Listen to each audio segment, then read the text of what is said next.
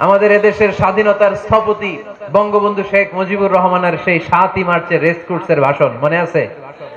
এবারের সংগ্রাম মুক্তির সংগ্রাম, এবারের সংগ্রাম এখনো কানে বাজে, ঠিক কিনা? যতদিন বাংলাদেশ থাকবে ততদিন এই ভাষণ থাকবে কি থাকবে না? তাহলে নেতা হইতে হইলে এরকম ভাষণ জানা লাগে। বারাক ওবামার নাম শুনছেন? এই লোকটাও চমৎকার ভাষণ দিতে জানতো। নাইস ওয়াচ, ইসলাম প্রচারে এক ধাপ এগিয়ে। আওয়াজ হলে আমি আগে যা বলছি ওইটাই হবে, শেষ করে দিব। খুব ব্যথা পাইছি এই যে বুকে, আমি শ্বাস নিতে কষ্ট পাচ্ছি। আমি বলছিলাম যে গাড়ি থেকে বের হব না, যেমন করেই হোক মেহেরবানি করে আমাকে গাড়িটা একটু এই স্টেজ পর্যন্ত এনে দিতে হবে। তো পুলিশ ভাইরাও আনতে পারতেছিলেন না, জোর করে বের করছেন। এত ব্যথা পাইছি, হজের মধ্যে যে ধাক্কাধাক্কি হয় এরকম হাজার মানুষের মাঝখানে পড়ে গেছিলাম। প্রচন্ড ব্যথা পেয়েছে এই পাজরে, শ্বাস নিতে কষ্ট হচ্ছে। আর এটা কোন ধরনের ভালোবাসা? আমি এখানকার মেহমান, আমাকে আসার সুযোগ করে দিতে হবে। আমি এখানে কথা রাখবো না, মাঝখানে পুলিশ ভাইরা ওদেরকে মারতেছে, তারপরও পুলিশের উপর দিয়ে ডিঙ্গে আমারে ধরতে চায়, আমার সাথে মুসাফা করতে চায়। এটা আসলে আদবের খেলাফ। আমার প্রতি ভালোবাসা দেখায় তোমরা যেটা করতে চাচ্ছ এটা আসলে ভালোবাসা না। এতে করে আমার দোয়া পাচ্ছ না তোমরা, বরং আমি রেগে যাচ্ছি তোমাদের উপর। অনেক ব্যথা পেয়েছি এই বুকে, অনেক ব্যথা পেয়েছি। আল্লাহর মেহেরবানি অনেক কষ্টে চলে আসতে পারছি। বাইরে যেহেতু 8টা প্যান্ডেল দেয়া, আমরা ওইদিকে চলে যাই জায়গা না পেলে। বিশৃঙ্খলা করো না, মেহেরবানি করে। আমি কোনো আওয়াজ শুনতে চাই না। আমি সিফাতকে বলছিলাম যে তোমাদের মাদ্রাসায় না করে একটু বড় জায়গায় করো, অ্যাটলিস্ট 3 লক্ষ 2 লক্ষ লোক বসতে পারবে। তো বললো প্রতি বছরের আমাদের এটা ট্রেডিশন, ঐতিহ্য হয়ে আসতেছে, কি আর করা, এর মধ্যেই করতে হবে। তো আমরা ধারণা করছিলাম যে এরকম হয়ে যাবে, খুব ধাক্কা ধাক্কি। যাই হয়েছে, যে কোনো পরিস্থিতিতে আমাদের পড়তে হবে আলহামদুলিল্লাহ, ঠিক কিনা?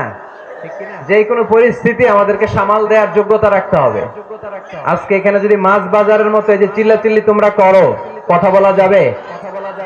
হ্যাঁ যাবে, একেবারে চুপ। আমি আজকের মেহমানের অনুরোধ ক্রমে আপনাদের সবার কাছে গিয়ে হাত দেখিয়েছি, সবাই আমাকে দেখেছেন। তো দেখার পরে এখানে ধাক্কাধাক্কি করে আরেকজনের ঘাড়ের উপরে উঠে এরকম প্রেসার ক্রিয়েট করা ঠিক না। আমি শেষবারের মতো আপনাদেরকে অনুরোধ করব, আমি জানি নরসিংদীর মানুষ খুব ভদ্র, কালচার্ড, সিভিলাইজড, সভ্য।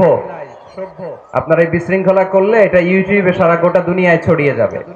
আপনাদের বদনাম হোক আমরা চাই না। বসেন। আপনারা যদি সুন্দর নিঝুম নিস্তব্ধ একটা রাত আমাকে উপহার দিতে পারেন, আমি আপনাদেরকে চমৎকার একটা আলোচনা উপহার দেওয়ার চেষ্টা করবো ইনশাআল্লাহ। আর কোনো আওয়াজ হবে না, বসেন। জামিয়া কাসিমিয়া কামিল মাদ্রাসা ও মহিলা কামিল মাদ্রাসা পুরানপাড়া গাবতলী নরসিংদীর উদ্যোগে 3 দিন ব্যাপী বার্ষিক ওয়াজ ও দোয়ার মাহফিলের আজকে সমাপনী রজনী। আজকের এই প্রোগ্রামের সম্মানিত সভাপতি সদরে জলসা মুহতারামি ওয়া মুকাররামি, সর্বজন শ্রদ্ধেয়, আমাদের শ্রদ্ধাভাজন, আমাদের মাথার মুকুট শেখ সৈয়দ কামাল উদ্দিন আব্দুল্লাহ জাফরি, প্রতিষ্ঠাতা ও মহাপরিচালক জামিয়া কাসিমিয়া কামিল মাদ্রাসা ও মহিলা মাদ্রাসা নরসিংদী। হুজুরের ব্যাপারে পরিচয় দেওয়ার কিছু নাই, আমরা জানি হুজুর আমাদের মুরব্বী, আমাদের মাথার উপরে অ্যাজ এন আমব্রেলা, ছাতার মতো, ছায়ার মতো আমাদেরকে সবসময় উপদেশ দেন, আমাদেরকে সবসময় পথ দেখান। আমরা এই বিশাল জনসমুদ্র থেকে হুজুরের জন্য প্রাণ খুলে দোয়া করি, আল্লাহ যেন হুজুরের হায়াত দারাজ করে দেয়, হুজুরের স্বাস্থ্যটাকে যেন আল্লাহ সুস্থ রাখে। এই বয়সেও দেশে এবং প্রবাসে যেভাবে তিনি কোরআনের কথা ছড়িয়ে যাচ্ছেন, আমরণ তিনি যেন কোরআনের কথা ছড়িয়ে গোটা বিশ্ববাসীকে তিনি আলোকিত করতে পারেন, আমরা পড়ি আমিন। প্রথম রজনীতে কথা বলেছেন শায়েখ আবু নাসর আশরাফি, প্রধান মুহাদ্দিস হাজীগঞ্জ কামিল মাদ্রাসা চাঁদপুর। কথা বলেছেন শায়েখ মাহমুদুল হাসান আল মাদানী। কথা বলেছেন শায়েখ মুফতি কাজী মোহাম্মদ ইব্রাহিম সাহেব, অত্র মাদ্রাসার দীর্ঘদিন মুহাদ্দিস ছিলেন, অত্যন্ত প্রবীণ এবং ভালো আলেম দ্বীন। আমরা হুজুরের জন্য দোয়া করি, আল্লাহ হুজুরের হায়াত দারাজ করে দেন। প্রথম রজনীতে প্রধান অতিথি ছিলেন শায়েখ এ এম কাজী ইউসুফ জাহান সাহেব। দ্বিতীয় রজনীতে প্রধান অতিথি ছিলেন আলহাজ জনাব মনজির এলাহি। কথা বলেছেন শায়েখ ডক্টর মুফতি আবুল কালাম আজাদ বাশার। গত রাতে ছিলেন আপনারা? বৃষ্টি ছিল না? বৃষ্টি এর মধ্যেও ছিলেন? মাশাআল্লাহ। বাশার ভাই অসাধারণ কথা বলে, কোরআন সুন্নাহর আলোকে, যুক্তির আলোকে চমৎকার বয়ান তিনি করেন। জ্ঞানে গুণে প্রজ্ঞায় এক ভারসাম্যপূর্ণ আলেমে দিন। একসাথে আমরা হজে ছিলাম প্রায় 43 দিন, অনেক কিছু শিখেছি মুহতারামের কাছ থেকে।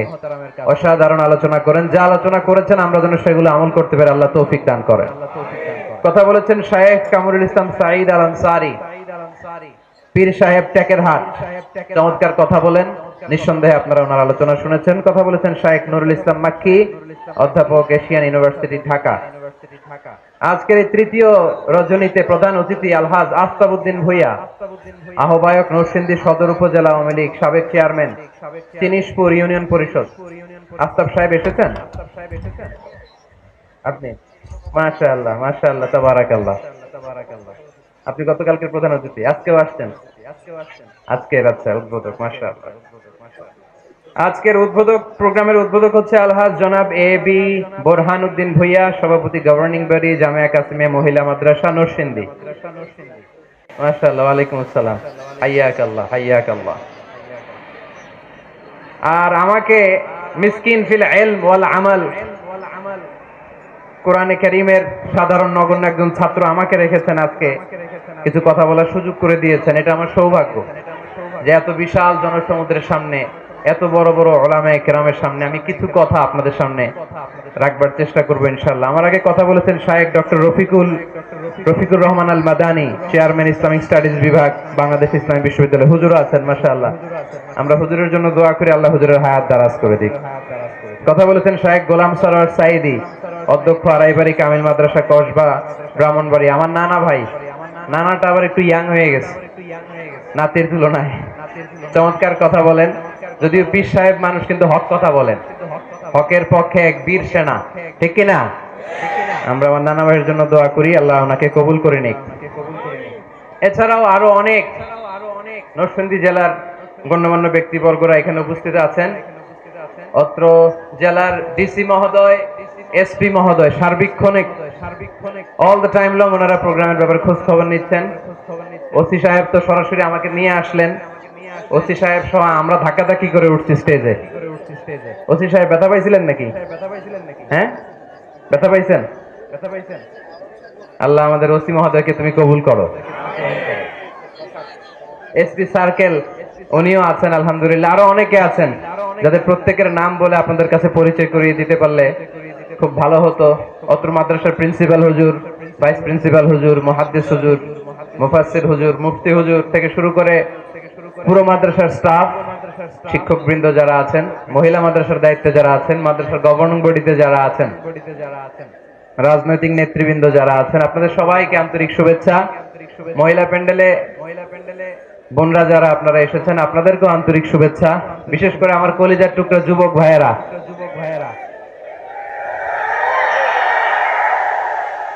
মাশাআল্লাহ, এটা খুব ভালো একটা নিদর্শন, ভালো sign. It's a very good sign that the young society they are coming to the তাফসীর প্রোগ্রাম। এখন ওই গানের কনসার্টে ছেলেপেলারা ততটা যায় না, ঠিক কিনা? বিপিএল এর খেলা দেখতে যায় না, স্টেডিয়াম গুলো ফাঁকা পড়ে থাকে, কিন্তু কোরআনের মাহফিলে লোক জায়গা দেয়া যায় না। এটা প্রমাণ করে ইসলামের বিজয় এটা অবশ্যম্ভাবী, ঠিক কিনা? আমাদেরকে একটু পরীক্ষা দিতে হবে, স্যাক্রিফাইস করতে হবে, ইসলামের পথে চলতে হবে, আল্লাহর সাহায্যের অপেক্ষায় থাকতে হবে, তাহলে এই বিজয় আসবে, ঠিক কিনা? কারণ আমরা বিপদ আপদকে ভয় করি না, আমরা সবর করি। আমরা জানি যে রাত্রি যত গভীর হয়, অন্ধকার তমানিসা ভেদ করে শোভে সাদিক হয়। আমরা জানি গর্ভবতী নারীর পেটের ব্যথা যত বাড়তে থাকে, নতুন মেহমান আসার সময় ঘনাতে থাকে। আমরা জানি মুমিনের জীবনে বিপদ আপদ পরীক্ষা যত বাড়তে থাকে, মুমিনের সুসময় কাছে আসতে থাকে। এজন্য আমরা ভরসা রাখি একজনের উপর, তিনি কে? আমি যুবক ভাইদের প্রতি শুকরিয়া যে আপনারা এসেছেন। কতিকাতা সোনার মণিরা যারা এসেছে তোমাদেরকেও শুকরিয়া। মিডিয়ার ভাইরা, অনেক মিডিয়া কর্মী এসেছে, এরাও আমাদের মতো দিন নাই রাত নাই, এক জেলা থেকে আরেক জেলায় কোরআনের কথাগুলো যে রেকর্ড করে তারা ছড়িয়ে দেয়, আমরা তাদের জন্য দোয়া করি। আল্লাহর মেহেরবানি যে আমরা শুরু করতে পেরেছি, আর আপনারা অনেকটা ঠান্ডা হয়ে আসছেন। এইখানে কি এই যে মাঝখানে এই জায়গায় ও বসারও জায়গা নাই। আহা আহা,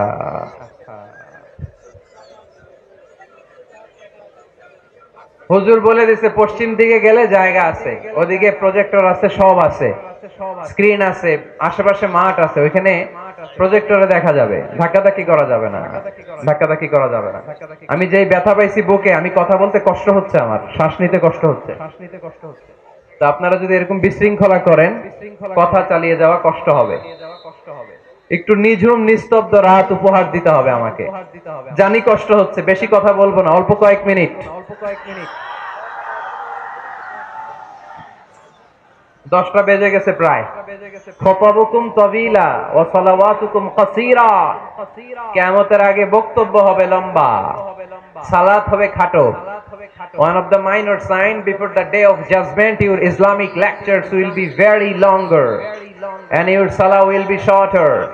কিয়ামতের আগে তোমাদের বক্তব্য হবে লম্বা, সালাত হবে খাটো। আমরা এখন বক্তব্য শুনতে পছন্দ করি, লম্বা সালাত, লম্বা সুজুদ, লম্বা রুকু, লম্বা তাসবিহ তাহলিল, এগুলো পছন্দ করি না। চেঞ্জ করতে হবে সিস্টেমটা, একটু চেঞ্জ করতে হবে। আমাদের সিফাত হাসানের কথা না বললেই না, অনেক কষ্ট করছে এই প্রোগ্রামের জন্য। তাকে আমি দিনের জন্য খুব ভালোবাসি। আমাকে অনুরোধ করছে, হুজুর এই কথাটা বলে দিয়েন যে আমি আপনার পিএস না, আমারে জ্বালায় ফেলতেছে, আমি নরসিংদীতে থাকতে পারি না। তো এই জনসমুদ্রের কাছে আমি বললাম, সে আমার পিএস না, আমার ছোট ভাই। আমার এই প্রোগ্রামে আসার আসল কারণ হচ্ছে জাফরি হুজুর অর্ডার করেছেন। হুজুরের অর্ডার, এটা তো মাথা পেতে নিতে হবে, মুরব্বী দোয়ার জন্য আসছি। তো এই জন্য সিফাত হাসান আমাদের সাথে যোগাযোগ করে প্রোগ্রামগুলো অ্যারেঞ্জ করে। সে আসলে আমার প্রোগ্রাম রাখে না। সিফাত, তোমার কথা পৌঁছে দিয়েছে লোকজনদের কাছে। সম্মানিত ভাইয়েরা, আমাদের সময় অনেক কম, কথা অনেক বেশি। তাই কথা না বাড়িয়ে আমরা মূল কথায় চলে যাই। আজকে আমি মনে মনে ভেবে এসেছি, the leadership qualities of our beloved prophet Muhammad sallallahu alayhi wasallam, আল্লাহ রাসূল সাল্লাল্লাহু আলাইহি ওয়াসাল্লামের নেতৃত্ব দেওয়ার গুণাবলী, তিনি কি করে উম্মাহকে লিড দিয়েছেন। এই যে আমাদের এখন সেন্ট্রাল লিডারশিপ নাই, তাই না? আমাদের কোন কেন্দ্রীয় নেতা আছে? কথা বুঝে নাই বোধহয়। আমাদের সেন্ট্রাল লিডারশিপ আছে? ফিলিস্তিনে আমরা মার খাই, ইরাকে মার খাই, সিরিয়াতে আমাদের বাড়িগুলো ভেঙে চুরে মেসাকার, আরাকানে আমাদেরকে তো ভাগাই দিছে আরাকান থেকে। টেকনাফে 10 লক্ষেরও বেশি রোহিঙ্গা ভাইয়েরা বৃষ্টির মধ্যে কিভাবে যে থাকে, আর এই প্রচন্ড শীতে কিভাবে বেঁচে আছে এক আল্লাহই জানে। এর কারণ আমাদের কেন্দ্রীয় কোনো নেতৃত্ব নাই। আমাদেরকে যদি কেউ আঘাত করে, আমাদের পক্ষে কথা বলার মতো কোনো নেতা নাই। এরকম একজন নেতা আমাদের দরকার আছে না নাই? আল্লাহর হাবিব সাল্লাল্লাহু আলাইহি ওয়াসাল্লামের জীবনী থেকে আজকে আমরা জানার চেষ্টা করব নেতৃত্বের গুণাবলী, কি করে ভালো নেতা হওয়া যায়, কি করে আমাদের এই নেতৃত্বের সংকট দূর করা যায়। আজকের এই চমৎকার রজনীতে এ ব্যাপারে কিছু কথা আমি রাখবো। ওমা তৌফিকি ইল্লা বিল্লাহ। তার আগে একজন আমাকে শোনান যে নেতা কাকে বলে? Who is the leader? নেতা কে? হ্যাঁ, কি করে? যে নেতৃত্ব দেয়, আর যিনি সঠিক পথ দেখায়, আর যিনি ইমাম। মাশাআল্লাহ, সুন্দর। আর এদিক থেকে বলো, যার নির্দেশ মানি। মাশাআল্লাহ, অনেক কথা চলে আসছে। মাশাআল্লাহ, ঠিক আছে। তো হু ইজ দ্য লিডার? নেতা কাকে বলে, এটা দিয়ে শুরু করি আজকে। নেতা হচ্ছে ওই লোক যে পথ দেখায়, ঠিক কিনা? কল্যাণের পথ, সমৃদ্ধির পথ, উন্নয়নের পথ, জান্নাতের পথ, ঠিক কিনা? লিডার কাকে বলে? The leader is one who knows the way, shows the way and goes the way.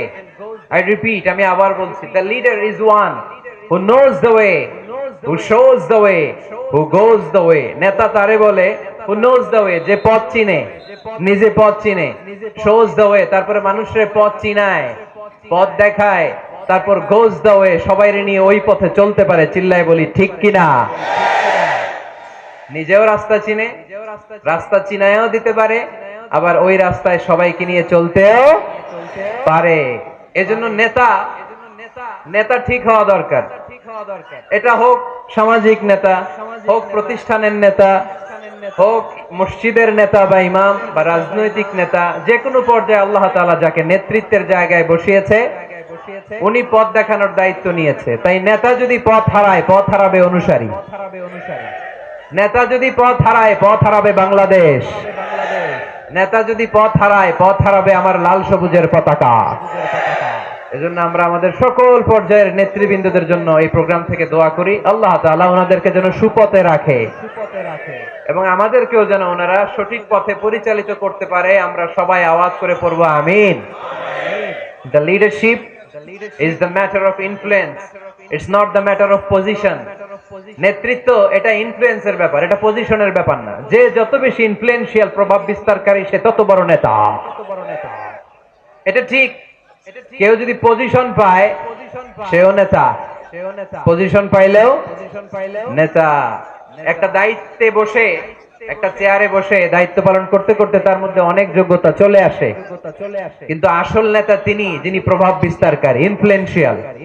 এবার বলেন তো, আমার নবী বিশ্বনবী মুহাম্মদ রাসূলুল্লাহ সাল্লাল্লাহু আলাইহি ওয়াসাল্লাম উনি প্রভাব বিস্তারকারী নেতা ছিলেন কি ছিলেন না? মাইকেল এইচার্ট নাম শুনেছেন? একটা বই লিখেছিল, দি 100, a ranking of the most influential personality in the world। পৃথিবীর 100 জন মনীষীর জীবনী লিখে উনি বিখ্যাত হয়েছিলেন।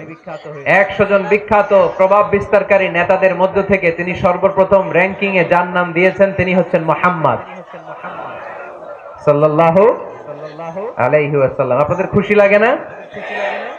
The 100 বইয়ের নাম, a ranking of the most influential personality in the world। পৃথিবী কাঁপানো 100 জন মনীষীর জীবনী তিনি লিখেছেন। আর 100 জনের মধ্যে নাম্বার 1 কারে দিবেন? আওয়াজ করে বলেন, নাম্বার 1 কে? তিনি প্রভাব বিস্তারকারী নেতা ছিলেন। এজন্য নেতা যদি পথ হারায় খবর আছে, ঠিক কি না? আমরা নেতাদের জন্য দোয়া করি ওনারা যেন পথ না হারায়। এই নেতাদের ব্যাপারে একটা আয়াত তেলাওয়াত করে আমি আমার আলোচনা শুরু করেছি, যেখানে আল্লাহ তাআলা বলছেন, ইয়াউমা নাদউ কুল্লা উনাসিম বিইমামিহিম। কিয়ামতের দিনটা হবে এমন দিন যেদিন প্রত্যেক দলকে আমি নেতা সহকারে ডাক দিব। পৃথিবীর প্রতিটি মানুষ নেতাদেরকে নিয়ে দাঁড়াবে। নেতারা যদি গোল্লায় যায়, অনুসারীরাও গোল্লায় যাবে। নেতা যদি জাহান্নামে, অনুসারীও জাহান্নামে। নেতা যদি জান্নাতে যায়, অনুসারীরাও জান্নাতে। চিল্লায় বলেন ঠিক কি না? এজন্য আল্লাহ বলেন, ইয়াউমা নাদউ كل أناس بإمامهم فمن أوتي كتابه بيمينه فأولئك يقرؤون كتابهم ولا يظلمون فتيلا। সুবহান আল্লাহ পড়েন। আল্লাহ বললেন, সেদিন দুনিয়ার সব মানুষগুলোকে আমি তাদের নেতা সহকারে ডাকবো। নেতা সহ সেদিন যাদেরকে ডান হাতে আমলনামা দেয়া হবে তারা তাদের আমলনামা পড়তে থাকবে। আর সেদিনকার বিচারে কারো প্রতি বিন্দু পরিমাণে জুলুম করা হবে না। সুবহানাল্লাহ পড়েন। তাহলে আপনি কি একা একা দাঁড়াবেন?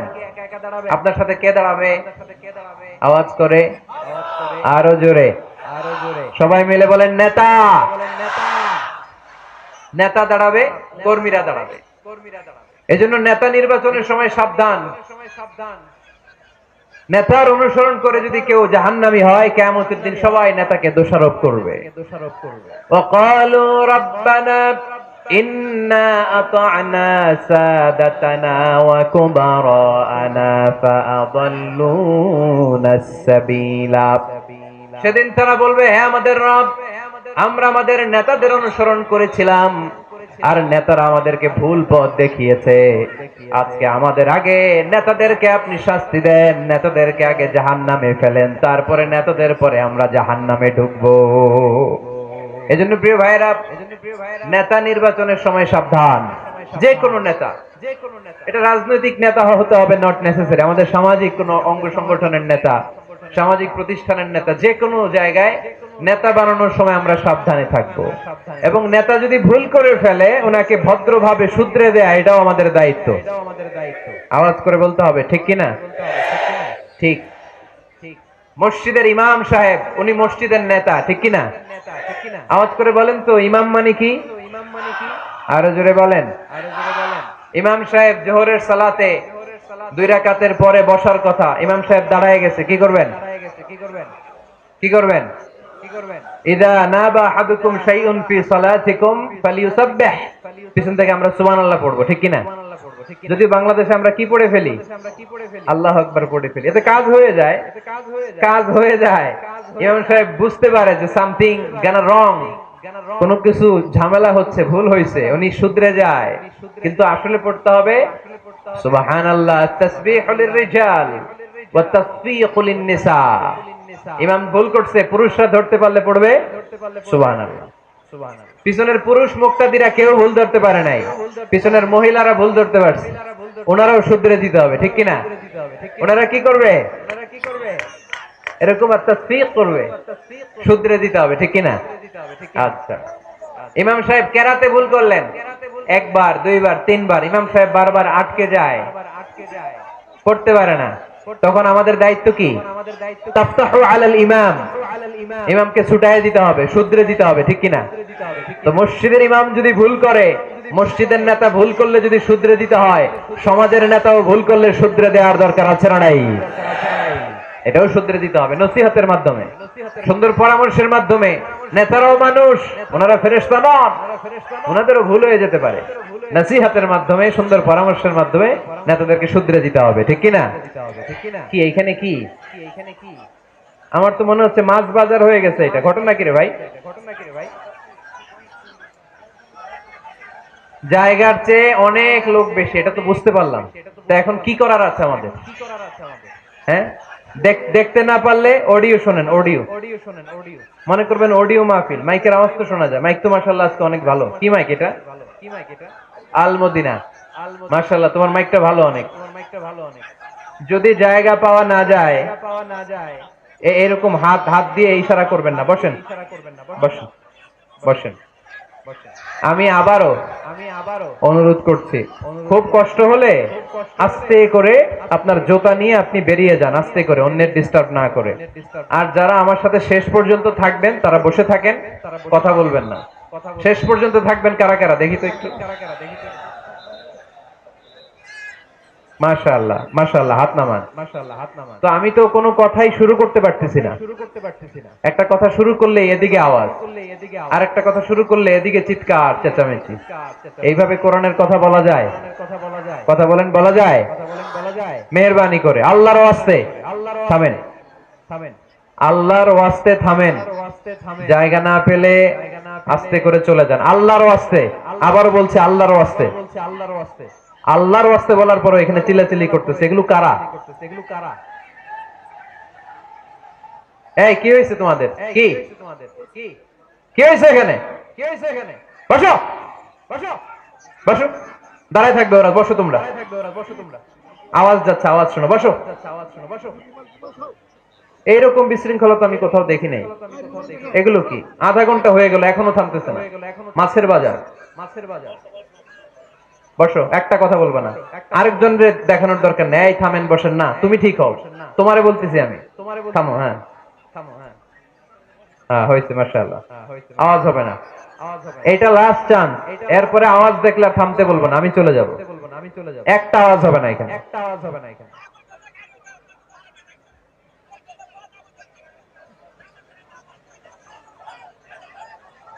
সম্মানিত ভাইয়েরা, আমরা নেতৃত্বের গুণাবলীর ব্যাপারে কথা শুনবো। আমরা আজকে দেখার চেষ্টা করব একজন নেতা হলে কি করতে হয়, নেতার কি কোয়ালিটি লাগে, এবং আমরা একটু সবাই মিলে ক্রস চেক করব, ডাবল চেক করব যে এই গুণগুলো আমার রাসূলের ছিল কিনা, কেমন ভাবে রাসূল সাল্লাল্লাহু আলাইহি ওয়াসাল্লাম এই গুণগুলোর আলোকে আমাদেরকে নেতৃত্ব দিয়েছেন। আমাদের নেতৃত্ব সংকট দূর করার জন্য এগুলোর ব্যাপারে জানার দরকার আছে না নাই? আছে। নেতৃত্ব দিতে হলে সর্বপ্রথম যে কোয়ালিটিটা লাগে সেটা হচ্ছে কাজ করা লাগে। কাজ। কেউ যদি নেতা হইতে চায় তার কি করা লাগবে? আমি প্রশ্ন করলে আমাকে উত্তর করবেন। নেতা হইতে হইলে আগে কি করতে হয়? কাজ। আগে কাজ পরে নেতা। যে কাজ করে সে নেতা হয়, শুধু বক্তব্য দিলে নেতা হওয়া যায় না, ঠিক কিনা? বক্তব্য সর্বস্ব নেতা কি আমরা চাই? আমরা এমন নেতা চাই যারা কাজ করবে আমাদের জন্য 24 ঘন্টা, যারা আমাদের জন্য মাঠে ময়দানে চলে আসবে, দিনরাত কাজ করে বাংলাদেশকে সোনার বাংলা হিসেবে তারা গড়ে তুলবে। আওয়াজ করে বলেন ঠিক কিনা? তাহলে নেতা হওয়ার জন্য প্রথম যে কোয়ালিটি বৈশিষ্ট্যের দরকার সেটা হচ্ছে আগে কাজ পরে নেতা। আমি প্রশ্ন করব, আপনারা আওয়াজ করে উত্তর দিন। আগে কি? সবাই উত্তর দিতে পারেন নাই, আওয়াজ করে বলেন আগে কি পরে কি? আগে পরে, মনে থাকবে? তাহলে নেতৃত্ব দিতে হলে প্রথমে কাজ করতে হয়। প্রথমে যে কোনো কাজ করো না ভাই, যে কোনো কাজ করো, কাজ না হয় সবার চেয়ে সবচেয়ে সুন্দর, ঠিক কি না? যে কোনো কাজ করো না ভাই, যে কোনো কাজ করো, কাজ না হয় সবার চেয়ে সবচেয়ে সুন্দর। হোক না সেটা পড়া লেখা, রঙের ভাষায় ছবি আঁকা, হোক না সেটা সামান্য কাজ কিংবা মহত্তর, কাজ না হয় সবার চেয়ে সবচেয়ে সুন্দর। যে কোনো কাজ করো না ভাই, যে কোনো কাজ করো, কাজ না হয় সবার চেয়ে সবচেয়ে সুন্দর, ঠিক না? যেটাই করি আমরা ওটার জন্য উইথ প্রফেশনালিজম, সর্বোচ্চ ইফোর্ট দিয়ে যেন আমরা করি। যে করতে পারবে সেই নেতা হবে, সেই নেতা। তাহলে আমরা বুঝলাম আগে কাজ পরে to serve before to lead. I repeat, আমি আবারও বলছি, to serve before to lead. নেতৃত্ব দেওয়ার আগে আগে কাজ করতে হবে। আরবিতে বলে সাইয়্যিদুল কওমি খাদিমুহুম। জাতির নেতা তো সে হয় যে জাতির খেদমত করে। খেদমত না করে নেতা হওয়া যায়? কাজ না করে নেতা হওয়া যায়? যায় না। এজন্য আগে কাজ। বক্তব্য দিলে চলবে না, ওই নেতা আমরা মানি না। কাজ করে দেখেন আপনি আমাদেরকে। জনগণের জন্য কাজ করেন, দেশের জন্য কাজ করেন, মাটি ও মানুষের জন্য কাজ করেন, then you are our leader. তখন আপনি আমাদের নেতা, আপনার স্থান আমাদের হৃদয়ে, ঠিক কিনা? এবার আসলে আমরা দেখি যে আল্লাহ রাসূল সাল্লাল্লাহু আলাইহি সাল্লাম উনি কাজ করতেন কিনা, উনি কাজ করতেন কিনা, নাকি উনি বসে থাকতেন আর বক্তব্য দিতেন? দেখার দরকার আছে না নাই? শুরুতে আমরা বলেছি আমরা দেখব লিডারশিপের যে কোয়ালিটি গুলো, এগুলো আল্লাহর হাবিবের জীবনে পাওয়া যায় কিনা কোরআন সুন্নাহর আলোকে আমরা ক্রস চেক করব ইনশাআল্লাহ। পড়েন। আল্লাহর হাবিবের কাছে কোরআনের প্রথম 5 আয়াত নাজিল হলো। আল্লাহর হাবিবের বয়স তখন 40 বছর। ইকরা বিসমি রাব্বিকাল্লাযী খালাক, খালাকাল ইনসানা মিন আলাক, ইকরা ওয়া রাব্বুকাল আকরাম, আল্লাযী আল্লামা বিল কলম, আল্লামাল ইনসানা মা লাম ইয়ালাম। এই 5টা আয়াত নাজিল হওয়ার পরে বিশ্বনবী ভয় পেয়ে গেলেন। বিশ্বনবীর গায়ে জ্বর চলে আসলো, অন্তর কাঁপতে লাগলো। ভয় পেয়ে বিশ্বনবী আম্মা জান খাদিজাতুল কুবরা তাহেরা রাদিয়াল্লাহু তাআলা আনহার কাছে আসলেন। এসে বললেন, খাদিজা জাম্মিলুনি জাম্মিলুনি, ও খাদিজা, এমন এমন ঘটনা 5টি আয়াত কোরআনের এই মাত্র আমার কাছে হেরা পর্বতে নাজিল হয়েছে। আমার মনে হয় আমি বাঁচবো না, আমারে তোমরা কম্বল চাপা দাও। কি চাপা দাও? কি চাপা দাও? কম্বল চাপা দাও। জাম্মিলুনি, আমার কম্বল দিয়ে চাপ দিয়ে ধরো, আমার শীত লাগে, আমার ভয় লাগে, মনে হয় আমি বাঁচবো না। আম্মা জান খাদিজা বললেন, আল্লাহি লা ইউখজিকাল্লাহু আবাদা, ও মুহাম্মদ আপনি ভয় পাবেন না, কখনোই আল্লাহ আপনারে অপদস্থ করবে না। কারণ ইন্নাকা লা তাসিলুর রাহিমা, ও মুহাম্মদ নিশ্চয় আপনি আত্মীয়তার সম্পর্ক বজায় রাখেন। ওয়া তাসদুকুল হাদিসা, সব সময় সত্য কথা বলেন। ওয়া তাহমিলুল কাল্লা, আপনি মানুষের বোঝা বইয়ে দেন। ওয়া তাকসিবুল মা'দুমা, যার টাকা পয়সা নাই তারে আপনি রোজগার করে দেন। ওয়া তাকরিউদ দাইফা, আপনি সব সময় মেহমানদারি করতে পছন্দ করেন। ওয়া তুঈনু আলা নাওয়াইবিল হক, সত্য যেখানে বিপন্ন সেখানে আপনি সত্যের বীর সৈনিক হয়ে দাঁড়িয়ে যান। কে বলতেছে? স্ত্রী। কে বলে? স্ত্রী। কার ব্যাপারে বলে? হাজবেন্ডের ব্যাপারে বলে। প্রিয় ভাইরা মনে রাখবেন, কারো ব্যাপারে সঠিক তথ্য যদি পেতে চান, বড় সাহেবের ব্যাপারে বড় সাহেবের ড্রাইভারের কাছ থেকে খোঁজ নিয়েন, বড় সাহেবের ঘরের কাজের বুয়ার কাছ থেকে একটু খোঁজ নিয়েন, বড় সাহেবের বাড়ির দারোয়ান থেকে একটু খোঁজ নিয়েন, আর বড় সাহেবের বউয়ের কাছ থেকেও খোঁজ নিয়েন। এই চারটা সোর্স থেকে যদি আপনি বড় সাহেবের ইনফরমেশন নেন, সব আসল ইনফরমেশন বেরিয়ে আসবে। চিল্লায় বলেন ঠিক কিনা? আল্লাহর হাবিব সাল্লাল্লাহু আলাইহি ওয়াসাল্লামের স্ত্রী আম্মাজান খাদিজাতুল কুবরা তাহেরা রাদিয়াল্লাহু তাআলা আনহা বললেন, আল্লাহি লা ইউখজিকাল্লাহু আবাদা। মুহাম্মদ, আপনি ভয় পাবেন না, আপনি ভয় পাবেন না। আল্লাহর শপথ, আমার তো এই আত্মবিশ্বাস আছে, আল্লাহ কখনো আপনারে অপদস্থ করবে না। কারণ আপনি আত্মীয়তার সম্পর্ক বজায় রাখেন, সব সময় সত্য কথা বলেন, আপনি সব সময় সত্য বলেন। মানুষ বোঝা টানতে পারে না, তাদের বোঝা আপনি টেনে মাথায় দিয়ে দেন। সুবহানাল্লাহ পড়বেন না? তাকসিবুল মা'দুম, যার উপার্জনের কিচ্ছু নাই, টাকা পয়সা নাই, তারে আপনি উপার্জন করে দেন। আপনি টাকা জমায়া মানুষের মধ্যে দান করেন। আগে আপনি ছাগল চড়াতেন, অল্প কিছু টাকা পয়সা পেতেন, এরপরে আমার ব্যবসায় স্টাফ হিসেবে আসলেন, আরো কিছু টাকা পয়সা পেলেন। এগুলো আমি দেখেছি আপনি দেদার্স মানুষের জন্য খরচ করে ফেলেন। যা টাকা পয়সা আছে এগুলো আপনি মেহমানদারিতে খরচ করেন। আর যেখানে সত্য বিপন্ন, সেখানে আপনি লড়াকু সৈনিক হয়ে দাঁড়িয়ে যান। 6টা গুণের কথা বললেন, সুবহানাল্লাহ পড়েন। প্রিয় ভাইরা একটু চিন্তা করেন, তখনও উনি নবী হয় নাই। নবী যে হবেন এটা জানতেনই না। আল্লাহর ইলমে তিনি নবী, কিন্তু অফিশিয়ালি নবী হয়েছেন তিনি পৃথিবীতে 40 বছর বয়সে, ঠিক কিনা? তার মানে নবী হওয়ার আগেই, অফিশিয়ালি কোরআন আসার আগেই, অফিশিয়ালি নবুয়ত পাওয়ার আগেই আমার বিশ্বনবী জনকল্যাণমূলক কাজ শুরু করে দিয়েছিলেন। চিল্লায় বলতে হবে ঠিক কিনা? নেতা হন নাই, কিন্তু কাজ শুরু হয়ে গেছে। His mission is there, his vision is there, his work is there. নবী হন নাই, ওহী আসে নাই, কিন্তু কাজ বন্ধ ছিল। কথা কন, কাজ ঠিকই চলেছে।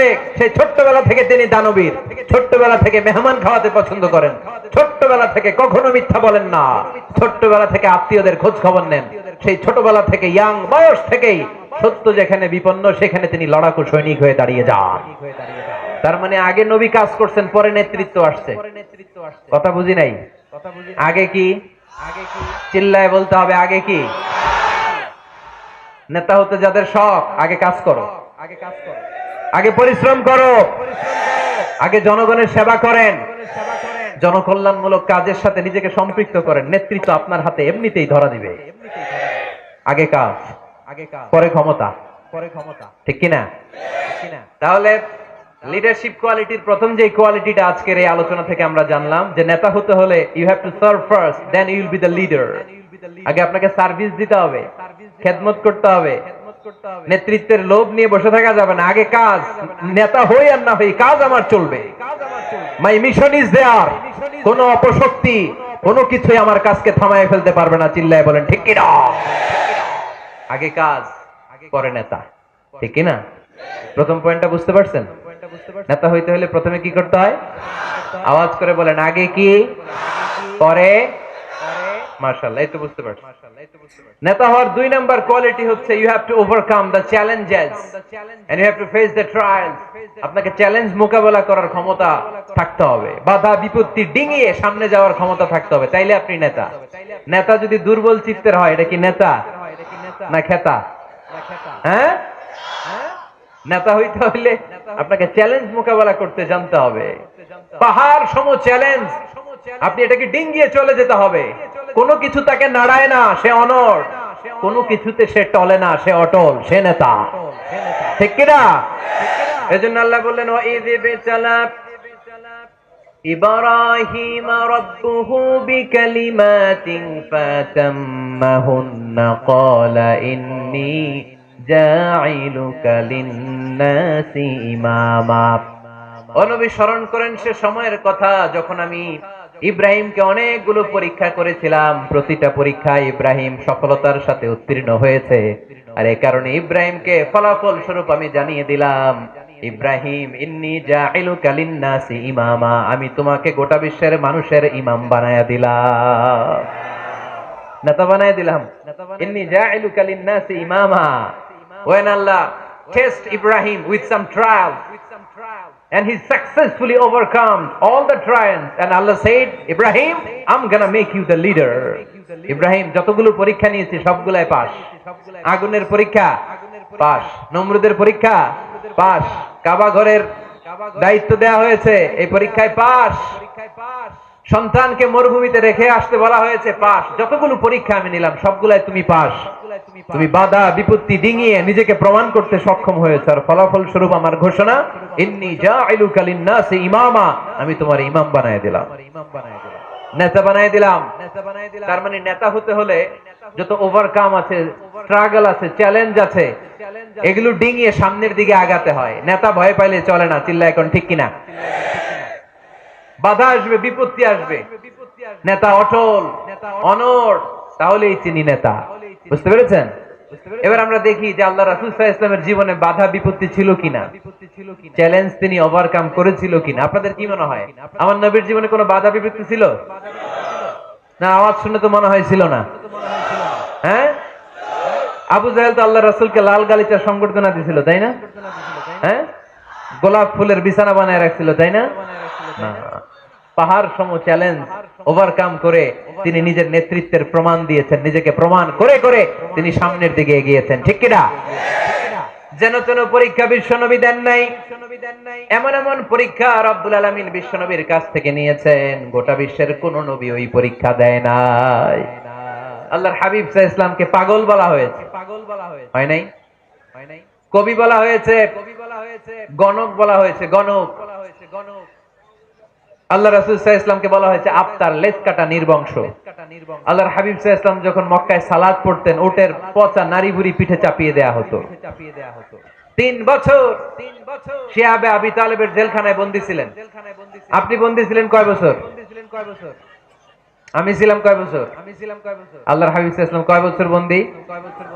এটা অর্থনৈতিক আগ্রাসন, সামাজিক বয়কট। এদের সাথে কারোর বিয়ে হবে না, এদের কাছে কোনো পণ্য বিক্রি করবে না, এদের থেকে কিছু কিনবে না। প্রথম বছর যেহেতু ওনারা ছাগল চড়াতেন, ছাগলের গোশত খেলেন। দ্বিতীয় বছর সাহাবারা ছাগলের চামড়া খেলেন। তৃতীয় বছর গাছের পাতা, লতা পাতা, শিকড় আর ছাল খেয়ে বেঁচেছিলেন। The life is not a bed of roses. এই পৃথিবীটা কুসুমাস্তীর্ণ নয়, এটা কণ্টকাকীর্ণ। এই পৃথিবীতে কেউ কাউর জন্য জায়গা ছেড়ে দেয় না, এখানে জায়গা করে নিতে হয়। পৃথিবীতে তোমাকে জানান দিতে হবে যে তুমি পৃথিবীতে এসেছো। কঠিন বিপত্তিকে, পরীক্ষাকে তুমি জানাও যে তুমিও কম শক্ত না, ঠিক কিনা? একজন পুরুষের 1 ফোঁটা বীর্যে 20 কোটি শুক্রাণু না থাকলে চিকিৎসা বিজ্ঞান বলে ওই বীর্য থেকে কোনো সন্তান জন্ম নেয় না। 1 ফোঁটা বীর্যে কয় কোটি শুক্রাণু? 20 কোটি শুক্রাণু। ওই 20 কোটি শুক্রাণুর মধ্যে আমি একটা, ঠিক কিনা? আপনি একটা, আমরা সবাই এক একটা। এই প্রতিটা শুক্রাণু চেয়েছিল ডিম্বাণুর গায়ে আঘাত করে সফল হতে, কেউ হইতে পারে নাই। 19,99,99,999টা ফেল। পাস করছিলাম সেদিন আমি, পাস করেছিলেন, চ্যাম্পিয়ন হয়েছিলেন সেদিন আপনি। সেদিন আপনার হাত ছিল, পা ছিল, মামা খালু ছিল, ফোন কল ছিল, এত কিছু না থাকতো সেদিন আপনি চ্যাম্পিয়ন হয়েছেন। কেউ আপনারা থামায় রাখতে পারে নাই। তার মানে এই পৃথিবীর বুকেও কেউ আপনারা থামায় রাখতে পারবে না। চিল্লায় বলেন ঠিক কিনা? পারবে না। অদম্য সাহস আর শক্তি সম্ভাবনাকে দিয়ে আল্লাহ তাআলা মানুষকে তৈরি করেছেন। এক একটা মানুষের যে কি ব্রেইনের ক্যাপাসিটি, তার যে কত ক্ষমতা আল্লাহ দিয়েছেন মানুষ জানেই না। আল্লাহর হাবিব সাল্লাল্লাহু আলাইহি ওয়াসাল্লাম এরকম বাধা বিপত্তি অতিক্রম করে নিজেকে প্রমাণ করে করে সামনের দিকে এগিয়েছেন। 3 বছর জেল খাটলেন। মক্কা থেকে 80 কিলোমিটার পথ পাড়ি দিয়ে তিনি তায়েফে গেলেন। তায়েফে কেন গেলেন? জমি কেনার জন্য, তাই না? কথা কয় না? 10 বিঘা জমি কেনার প্ল্যান করছিলেন তায়েফের। হ্যাঁ, নিজের কোন লাভের জন্য গেছেন তায়েফে? তায়েফবাসীদেরকে জাহান্নামের আগুন থেকে বাঁচানোর জন্য, নিজের লাভের জন্য না। তায়েফবাসীরা যেন জাহান্নামে ফেরেশতাদের লাথি না খায়, তায়েফবাসীরা যেন জাহান্নামের আগুনে না জ্বলে, ওদেরকে বাঁচানোর জন্য, ওদের লাভের জন্য আল্লাহর হাবিব সাল্লাল্লাহু আলাইহি ওয়াসাল্লাম গিয়েছিলেন। সেখানে তিনি ওয়েলকামড হন নাই, সেখানে পাথর বৃষ্টি মারা হয়েছে। এমন তাবৎ কোনো অত্যাচার নাই বিশ্বনবীর উপর করা হয় নাই।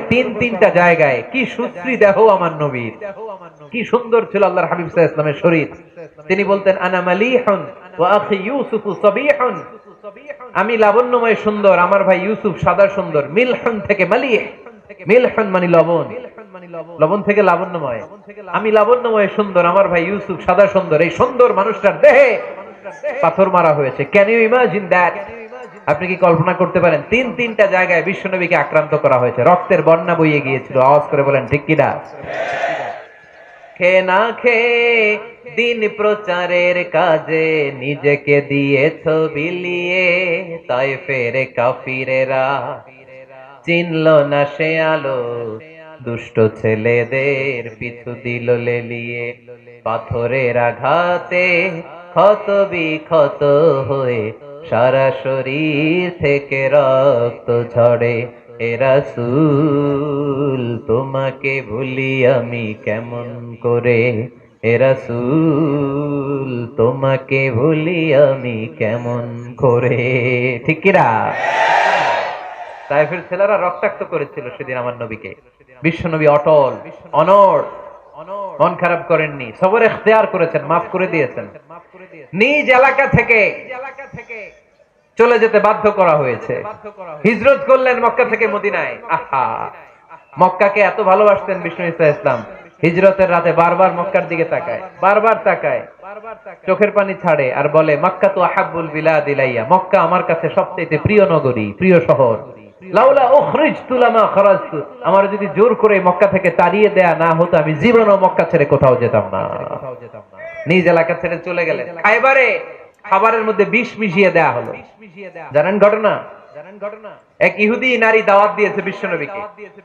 বিষ্ণু ইসা ইসলাম দাওয়াত পেলে ফিরাতেন না।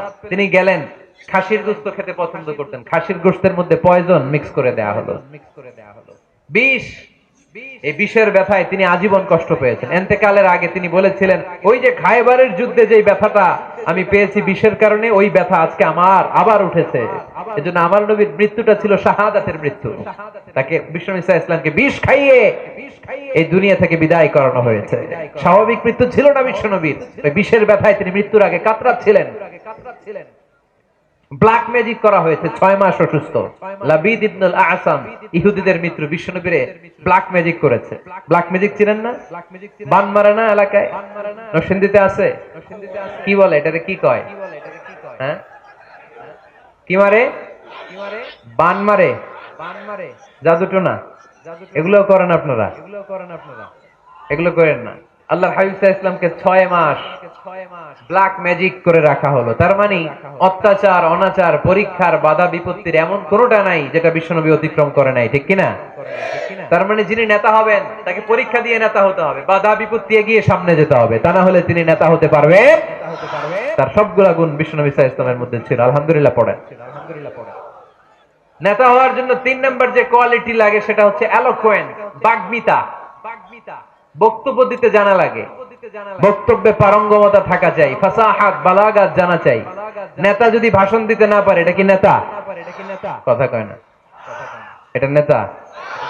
এজন্য নেতা হইতে হইলে কি করা লাগে? ভাষণ দিতে জানা লাগে। দেখবেন যত বড় নেতা তত চমৎকার তার ভাষণ। আমাদের এদেশের স্বাধীনতার স্থপতি বঙ্গবন্ধু শেখ মুজিবুর রহমানের সেই 7ই মার্চের রেস কোর্সের ভাষণ মনে আছে? এবারের সংগ্রাম মুক্তির সংগ্রাম, এবারের সংগ্রাম এখনো কানে বাজে। ঠিক কিনা? যতদিন বাংলাদেশ থাকবে ততদিন এই ভাষণ থাকবে কি থাকবে না? তাহলে নেতা হইতে হইলে এরকম ভাষণ জানা লাগে। বারাক ওবামার নাম শুনছেন? কথা কয় না। শুনছেন? শুনছেন? এই লোকটাও চমৎকার ভাষণ দিতে জানতো। যে এলাকায় যাইতো ওই এলাকা ধরে ডাক দিত, লোকজন খুশি হয়ে যায়। নির্বাচনে জিতে প্রথমে উনি গেল শিকাগো সিটিতে, আমেরিকা একটা শহর আছে শিকাগোতে, বিশাল বড় অ্যাসেম্বলি। উনি ভাষণ শুরু করলেন এভাবে, হ্যালো শিকাগো, মানে পুরো শিকাগো শহরটার একটা ডাক দিলেন। শিকাগোর লোক তো আনন্দে আটখান হয়ে কাই, খুশি। তার মানে নেতাকে ভাষণ দিতে জানতে হয়। কথা বলতে না জানলে নেতা হইতে পারে? কথা বলেন। বক্তব্যে পারঙ্গমতা থাকা চাই, অসাধারণ বক্তব্য দেওয়ার ক্ষমতা থাকা চাই। এবার আসুন দেখি বিষ্ণু ইসা ইসলামের এটা ছিল কি ছিল না? আল্লাহর হাবিব সাল্লাল্লাহু আলাইহি ওয়াসাল্লামের বক্তব্য দেওয়ার গুণাবলী ছিল কি ছিল না? সহিহ মুসলিমের বর্ণনা, আল্লাহর হাবিব সাল্লাল্লাহু আলাইহি ওয়াসাল্লাম বলেন, উতিতু জাওয়ামিউল কালিম, আমাকে আল্লাহ তাআলা জাওয়ামিউল কালিম দিয়েছে। মানে আমি এমন কথা বলি, কথাগুলো ছোট কিন্তু এর আবেদন অনেক বড়। আমি কথা বলি অল্প কিন্তু এটার impact in the heart of people, in the heart of the listener, যারা শুনে তাদের হৃদয়ে এটার প্রভাব অনেক বেশি। আমার কথাগুলো concise in wording but comprehensive in meaning, বলি কম অর্থ বেশি। হাজার লাইন ব্যাখ্যা করো, আমার কথাকে ব্যাখ্যা শেষ করা যায় না। চিল্লায় বলেন ঠিক কি না?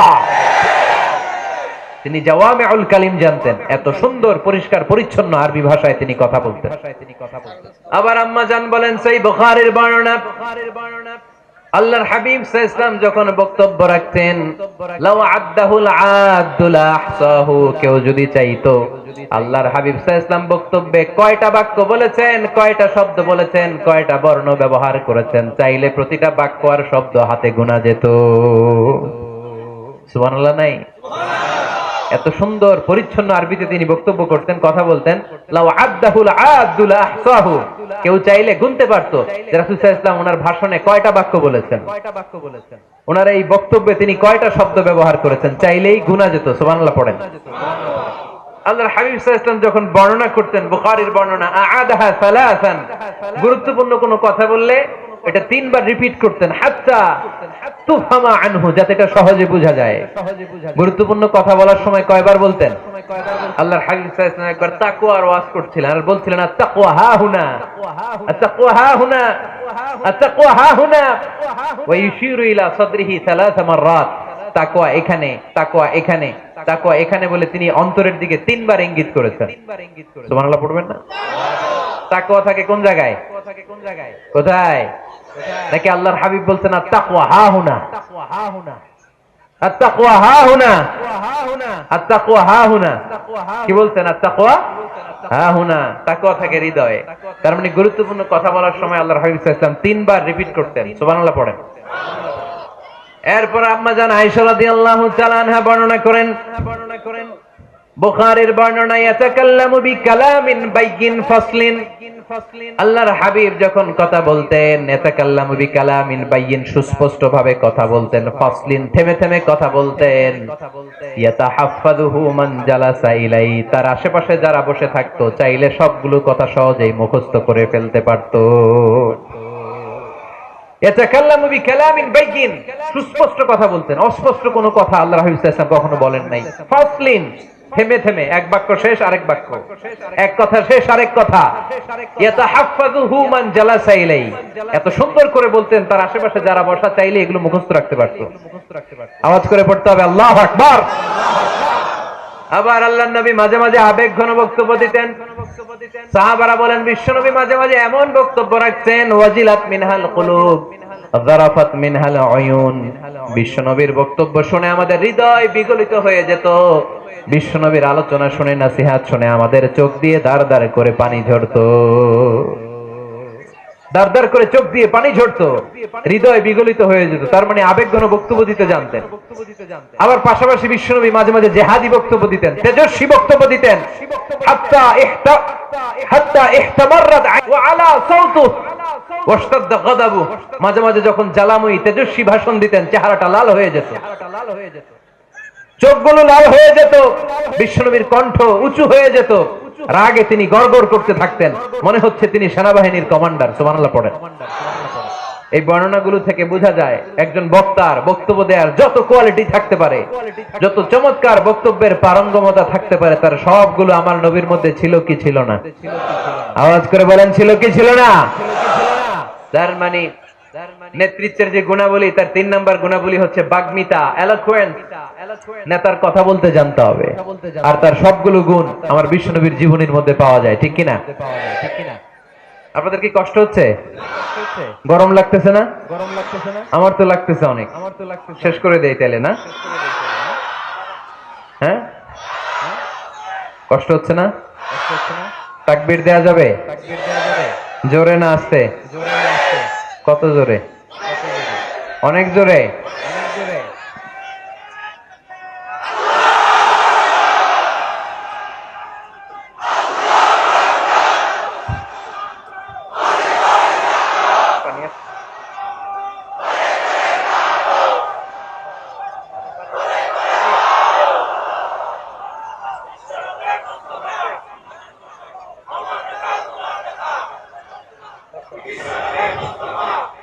মাশাআল্লাহ, মাশাআল্লাহ, ঠিক আছে।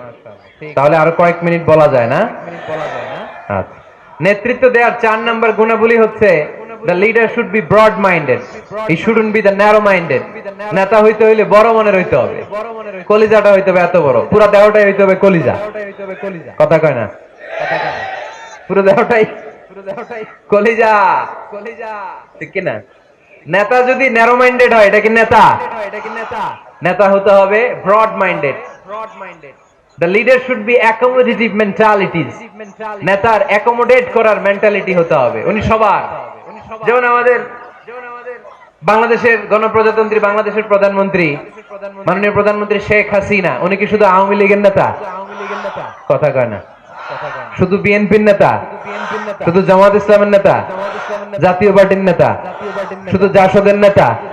উনি কার নেতা? উনি এই বাংলাদেশের 17 কোটি মানুষের নেতা, ঠিক কিনা? আপনি নেতা হইলে আপনি সবার হবেন। আপনি এমপি, আপনার নির্বাচনী এলাকায় যারা আছে আপনি সবার এমপি। আপনি এলাকার পুরুষদের এমপি, এলাকার নারীদের এমপি, এলাকার হিজড়াগুলারও এমপি আপনি। চিল্লা এখন, ঠিক কিনা? আপনি সবার, আপনার হৃদয়টা হইতে হবে এরকম আকাশের মতো বিশাল, সাগরের মতো উদার।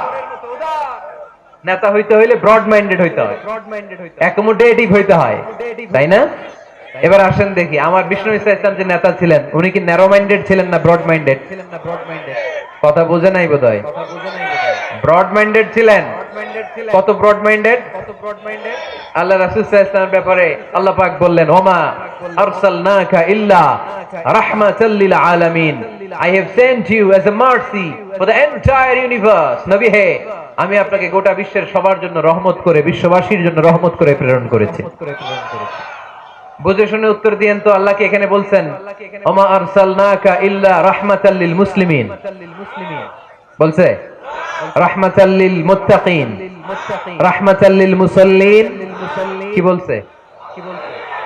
আল্লাহ বলেছেন ওমা আরসালনাকা ইল্লা রাহমাতাল লিল আলামিন। নবী হে, আমি আপনাকে গোটা বিশ্বের সবার জন্য রহমত করে দুনিয়ায় প্রেরণ করেছি।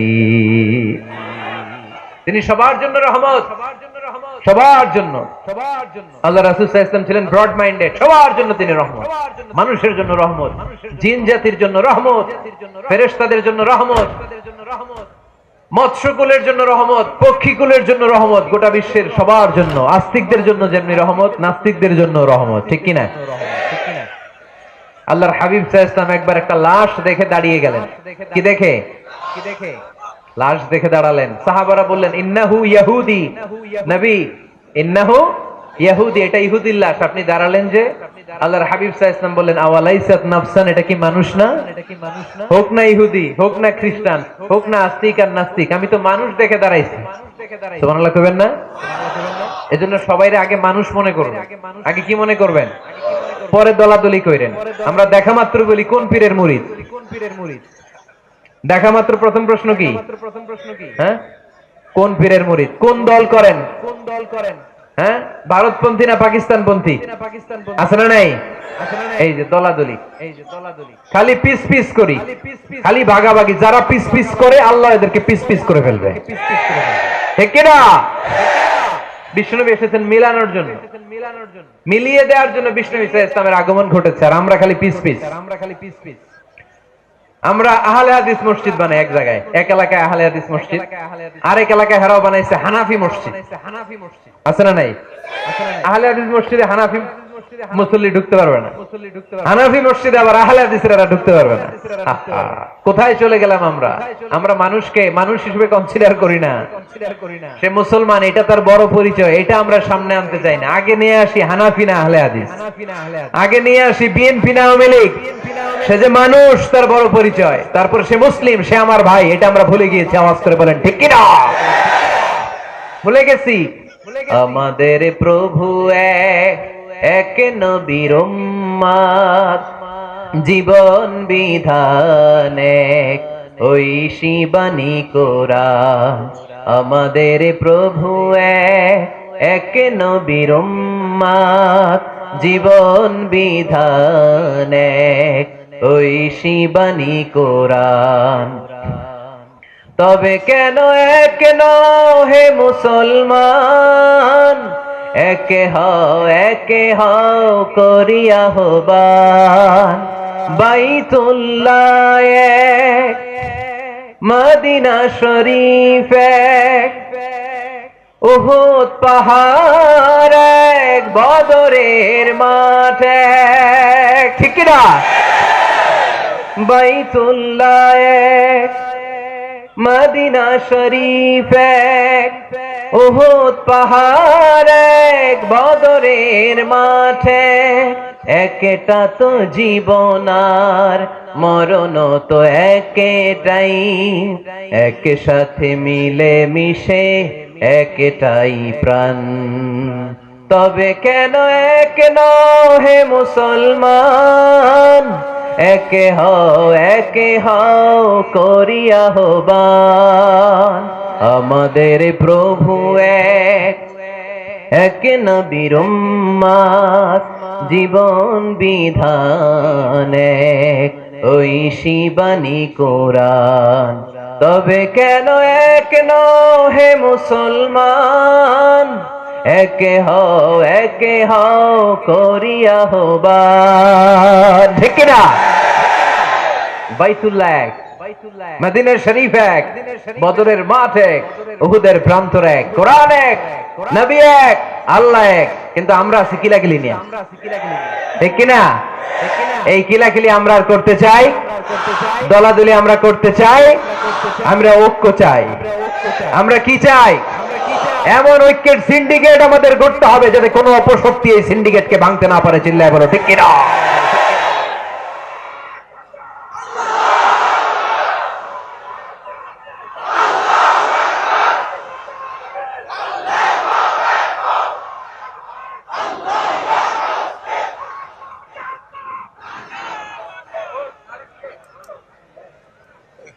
আমরা সবাই এক, আওয়াজ করে বলতে হবে আমরা সবাই কি? আরো জোরে, আমরা সবাই কি? আল্লাহর হাবিব সাল্লাল্লাহু আলাইহি ওয়াসাল্লাম ইহুদির লাশ দেখে দাঁড়ায়। অন্যরা বলল ইন্নাহু ইয়াহুদি, আপনি যে ইহুদির লাশ দেখে দাঁড়ান। সাহাবী বললেন আওয়ালাইসাত নাফসান, এটা কি মানুষ না? আমি তো মানুষ দেখে দাঁড়িয়েছি। আল্লাহর হাবিব সাল্লাল্লাহু আলাইহি ওয়াসাল্লাম বললেন এটা কি মানুষ না? আমি তো মানুষ দেখে দাঁড়িয়েছি। জাদুল মাআদ ফি হাদি খায়রিল ইবাদ, ইবনুল কাইয়িম আল জাওজিয়ার লেখা আল্লাহ রাসূল সাল্লাল্লাহু আলাইহি ওয়াসাল্লামের বায়োগ্রাফির উপর একটা বই। এই বইতে এবং আসির আল হালাবিয়াতে একটা ঘটনা এসেছে যে আল্লাহর হাবিব সাল্লাল্লাহু আলাইহি ওয়াসাল্লামের সাথে দেখা করার জন্য নাজরান থেকে 60 জন খ্রিস্টান পাদ্রী এসেছিল। কয়জন? আওয়াজ করে বলেন। খ্রিস্টান পাদ্রী। এখন আসার পরে রাসূল সাল্লাল্লাহু আলাইহি ওয়াসাল্লাম ওনাদেরকে নিয়ে কই বসবেন, জায়গা নাই। এক সাহাবী বলে এক কাজ করি, যেহেতু দুপুরবেলা আসছে, পাহাড়ের ছায়া আছে, এই ছায়াতে নিয়ে বসি। আল্লাহর হাবিব বললেন না, এরা খ্রিস্টান মেহমান, আবার পাদ্রী, ওই ধর্মের আলেম, এদেরকে বুঝি পাহাড়ের মরুভূমিতে নিয়ে বসা যায়? আরেক সাহাবী বললেন ইয়া রাসূলুল্লাহ, আমার খেজুর বাগানের সব খেজুর পেড়েছি, এবার খেজুরের পাতাগুলো কাটলে সমস্যা নাই, সব খেজুরের পাতা কেটে বাগান থেকে এনে আমি খেজুর পাতার একটা বিছানা বানায় দেই বড় করে, এটাতে নিয়ে বসো। আল্লাহর হাবিব সাল্লাল্লাহু আলাইহি ওয়াসাল্লাম বললেন এটা কথা বললা? এরা খ্রিস্টান পাদ্রী, এদেরকে খেজুর পাতার বিছানায় বসানো যায়? কই বসাবো? বলতে বলতে 60 জন খ্রিস্টান পাদ্রী চলে আসছে। আল্লাহর হাবিব সাল্লাল্লাহু আলাইহি ওয়াসাল্লাম উপায় অন্তর না দেখে 60 জন খ্রিস্টান পাদ্রীর জন্য মসজিদে নববীর দরজা খুলে দিয়েছেন। আল্লাহর নবীর মসজিদে খ্রিস্টানরা ঢুকতে পারে, আল্লাহর নবী ইহুদিকে দেখে সম্মানার্থে দাঁড়িয়ে যায়, আর আমাদের হানাফি ভাইরা আহলে হাদিস মসজিদে ঢুকতে পারে না। আমাদের আহলে হাদিস ভাইরা হানাফি মসজিদে ঢুকতে পারে না। এটার নাম ইসলাম নয়, এটার নামই বাড়াবাড়ি। এটাই বাড়াবাড়ি, এটাই বাড়াবাড়ি, এটার নাম ইসলাম না হয়। ইসলাম হচ্ছে ঐক্যের নাম, ইসলাম হচ্ছে ভালোবাসার নাম, ইসলাম হচ্ছে ভ্রাতৃত্বের নাম। এজন্য নেতা হইতে হইলে কলিজা হইতে হবে কত বড়? কত বড়? হাত দিয়ে দেখাও মুসলমান কত বড়? এত বড় কলিজা লাগবে, ব্রড মাইন্ডেড হওয়া লাগবে নেতা, অ্যাকোমোডেটিভ মেন্টালিটির হতে হবে। আল্লাহর হাবিব সাল্লাল্লাহু আলাইহি ওয়াসাল্লাম সব সময় অ্যাকোমোডেটিভ মেন্টালিটির ছিলেন, সবাইকে অ্যাকোমোডেট করতেন, দলাদলি নাই। আজকের এই মাহফিলে আওয়ামী লীগের নেতারা আছে না নাই? বিএনপির ভাইয়েরা আছে না নাই? জামাত ইসলাম আছে না নাই? জাতীয় পার্টি আছে না নাই? পীরের মুরিদ আছে না নাই? তাবলীগের ভাইয়েরা আছে না নাই? হানাফি আছে, আহলে হাদিস আছে, সবাই আছে, কোনো দলাদলি নাই। All are welcome in our তাফসীর program. You all are welcome in our Islam. এজন্য অনেক হিন্দু ভাইরাও আমাদের তাফসীর প্রোগ্রামে আসে, ঠিক কিনা? হিন্দু ভাইরা আসে, সবার জন্য আমাদের দিল দড়িয়া, আমাদের হৃদয় ওপেন, কারণ আমরা রাহমাতাল লিল আলামিনের অনুসারী। আমাদের সেলিব্রিটি হচ্ছে রাহমাতাল লিল আলামিন। আমরা যাকে অনুসরণ করি তিনি রাহমাতাল লিল আলামিন। তিনি আলাদা কোনো বর্ণের নবী নন, জাতিগোষ্ঠীর নবী নন, কোন আলাদা সম্প্রদায়ের নবী নন। তিনি রাহমাতাল লিল আলামিন, গোটা বিশ্বের জন্য তিনি রহমত। চিল্লায় বলো ঠিক কিনা? তিনি সবার নবী। যেখানেই মানবতা বিপন্ন সেখানেই তিনি ছুটে যেতেন, যেখানেই মানুষ অত্যাচারিত সেখানেই তিনি দাঁড়াতেন। তিনি ছিলেন মেহনতি মানুষের বন্ধু। বয়স আল্লাহর হাবিব সাল্লাল্লাহু আলাইহি ওয়াসাল্লামের 20 বছর। কয় বছর? সবাই বলেন না, কয় বছর? 20 বছর। ইয়ামানের এক লোক ব্যবসায়িক পণ্য এনে মদিনায়, মক্কায় বিক্রি করলো। মক্কার এক ব্যবসায়ী তার কাছ থেকে পণ্য কিনে টাকা দিতে চায় না। সে টাকা চাইলে সে বলে, আমি মক্কার লোক, এটা আমার এলাকা, আমার দাপট, টাকা দিমু না, কি করবি? ইয়ামানের লোকটা কান্না জোড়ে দিল, কে আছে আমারে সাহায্য করার? আল্লাহর হাবিব সাল্লাল্লাহু আলাইহি ওয়াসাল্লাম এই দৃশ্য দেখে মাজলুমদের পক্ষ নেয়ার জন্য একটা শপথ করলেন। এই শপথটার নাম হচ্ছে হালাফুল ফুতুল। শপথটার নাম কি? হালাফুল ফুতুল, যেটা আমরা বাংলাদেশে বলি, কি বলি? হেলফুল ফুজুল। নরসিংদীতে এরকম আছে না নাই? হেলফুল ফুজুল নামে কোনো সংগঠন করেন নাই আপনারা? আছে না? মাশাআল্লাহ, এই যারা করছে আছে। আল্লাহর হাবিব সাল্লাল্লাহু আলাইহি ওয়াসাল্লাম হালাফুল ফুজুল করেছেন, হাতে হাত রেখে শপথ করলেন যে মক্কার জমিনে কোনো টেন্ডারবাজি চলবে না, কোনো চাঁদাবাজি চলবে না, কোনো অন্যায় চলবে না, দুর্বলের উপর সবলের অত্যাচার চলবে না। যারাই মাজলুম হবে হাতে হাত রেখে আমরা তাদের সাথে দাঁড়িয়ে যাব। এরকম টেন্ডারবাজি বন্ধ করার দরকার আছে না নাই? চাঁদাবাজি বন্ধের দরকার আছে না নাই? ক্যাসিনো বিজনেস থামায় দেওয়ার দরকার আছে না নাই? মাদক আর সন্ত্রাসকে রুখে দাঁড়ানোর দরকার আছে না? ইসলাম সবসময় জঙ্গিবাদের বিরুদ্ধে। ইসলাম সবসময় মাদকের বিরুদ্ধে। ইসলাম সবসময় কট্টরপন্থার বিরুদ্ধে। ইসলাম সবসময় শান্তির পক্ষে, ঠিক কিনা? ইসলাম আর জঙ্গিবাদ কি এক? জেহাদ আর জঙ্গিবাদ কি এক? আরে জেহাদ হচ্ছে জঙ্গিবাদকে কবর দেওয়ার জন্য আল্লাহ পাঠিয়েছে। চিল্লায় বলেন ঠিক কিনা? যারা হকের বিপক্ষে, যারা মানুষের কষ্টের কারণ হয়, যারা জুলুমবাজ, এরা হচ্ছে জঙ্গি। আর যারা সত্যের পক্ষে এরা মুজাহিদ, ঠিক কিনা? এইখানে যারা আসছে আজকের মাহফিলকে সফল করেছে, এরা প্রত্যেকে এক একটা মুজাহিদ, ঠিক কিনা? আর যারা মাহফিল বন্ধ করতে চায়, কোরআনের আওয়াজকে থামায় দিতে চায়, এরাই হলো আসল জঙ্গি। এরাই জঙ্গি।